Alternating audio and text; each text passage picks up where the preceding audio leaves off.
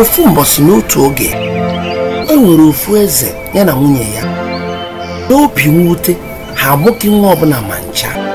Nke a tinyere nwunye eze n'ife mwute. O ruru n'oge udu mmiri mgbe akụrụ mmiri nke igwe na-adasi ike.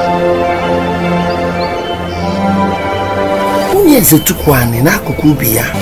O kpere ekpere site n'obi ya niile ka ọ mụta nwa nwaanyị nke ga-amakwa mma dịka udu mmiri, dịka ọchakarịa akụrụ igwe, ọnụ ya maa mma chaa mmemme dịka akwụkwọ ododo ka ọmarịcha ahụ na-epu n'obi.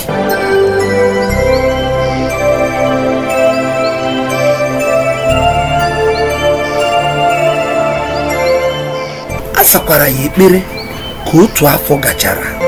Ọ mụrụ nwa, ọ mụtara nwata nwaanyị dịka ọchịchị obi ya si wee dị. Ọmụmụ nwa ya siri ya ezigbo ike ịmụpụta. Nke a mere ka ọ mụọ ebe ọ na-amụ nwa. Ọnwụ ya mekwara ka ọ hapụ eze ya na ofu nwa ọ mụtara, Adaeze.